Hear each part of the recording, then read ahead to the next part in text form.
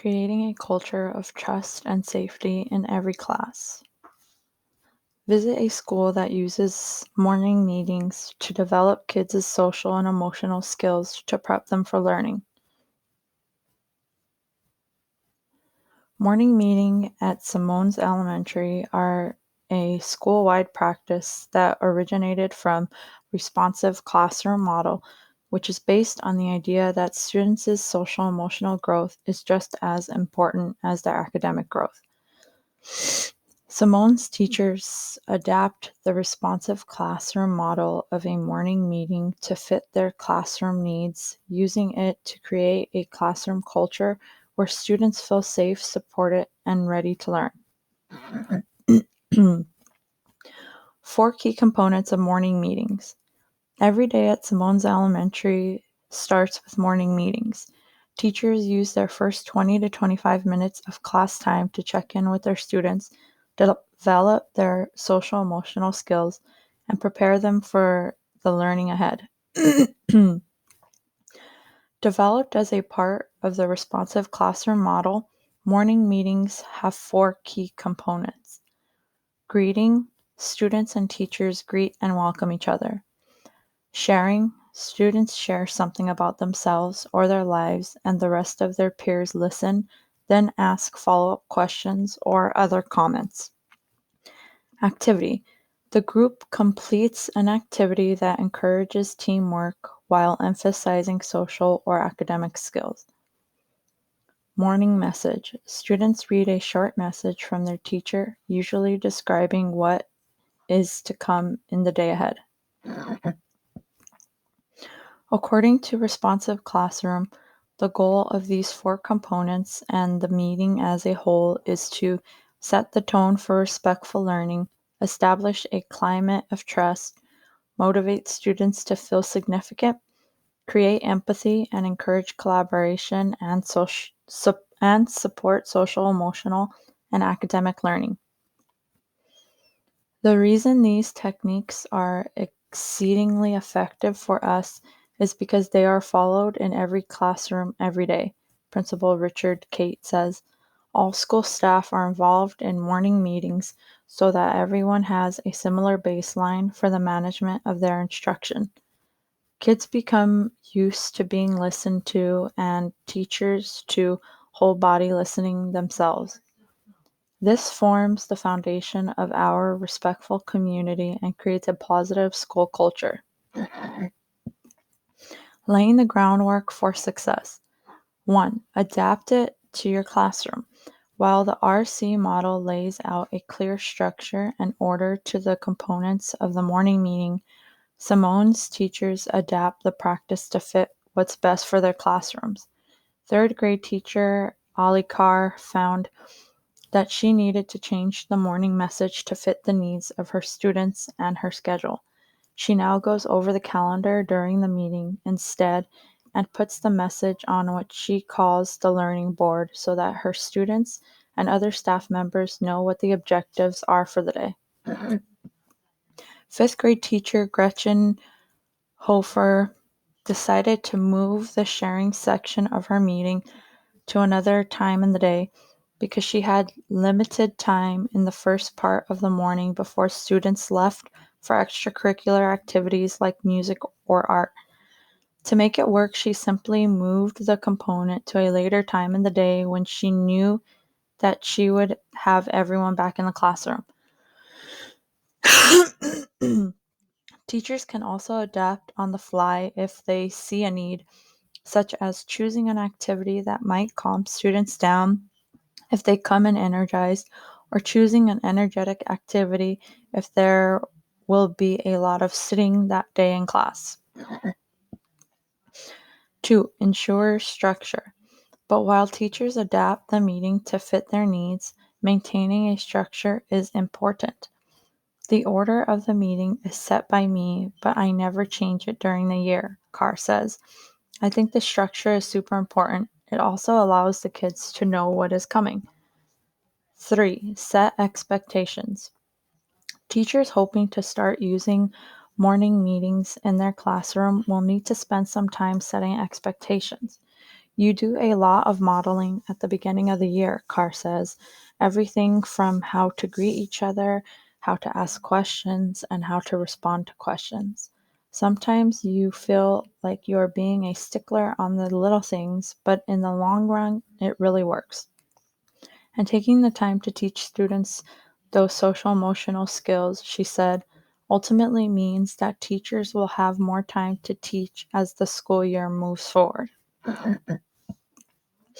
Scaling to encourage growth. Once the groundwork is laid, students are comfortably and successfully participating in morning meetings and the classroom community is established. Teachers at Simone's often scale the activities or greetings to be more challenging. As the kids get older, you can challenge them a bit more with your expectations, Carr says. Instead of a typical greeting such as "Good morning, Ollie, I hope you have a great day," she might ask them to use an adjective other than great or good, or ask them to ask a question as a part of their greeting.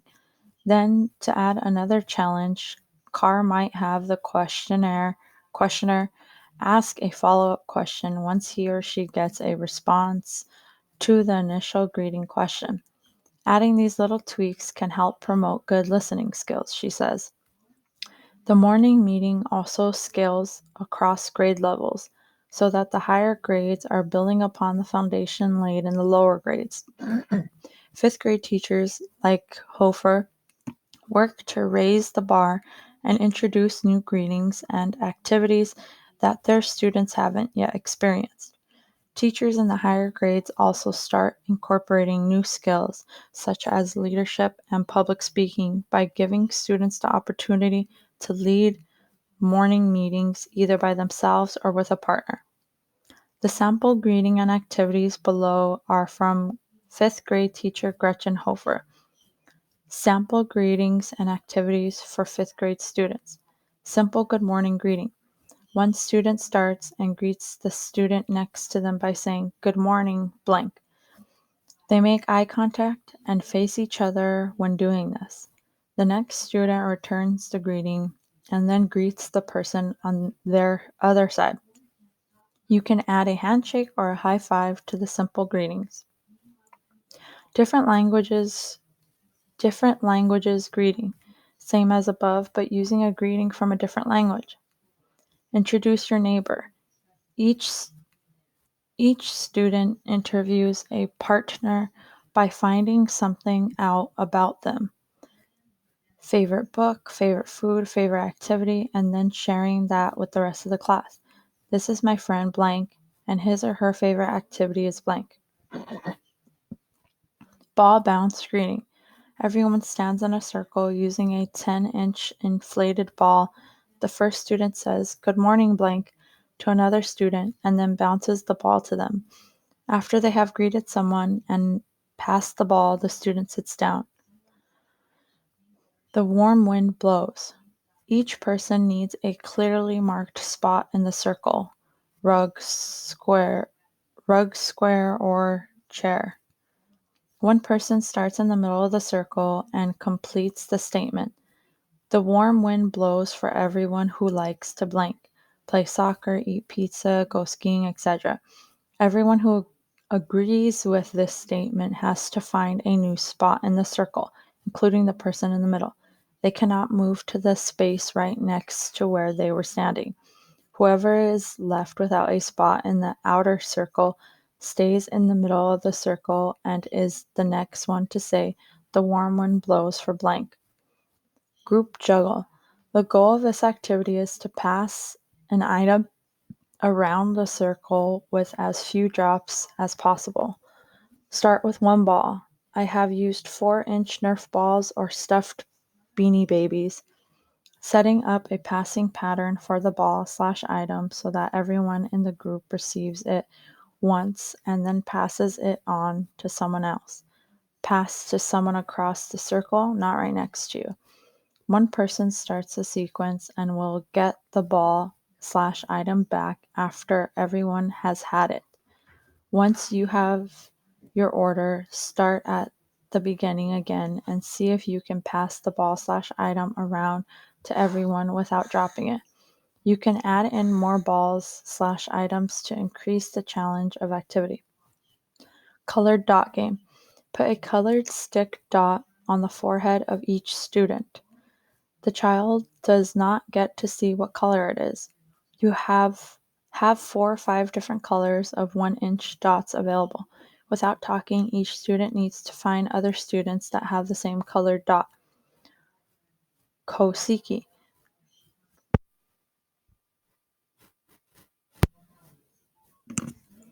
One student volunteers to be it and leaves the circle to stand in the hallway for a minute. Another student is chosen to be the leader. The leader leads other students in different movements: hand clap, foot wiggle, head nod, etc. The students watch the leader closely and imitate his or her actions. The it person comes back into the room and has 3 chances to guess who the leader is.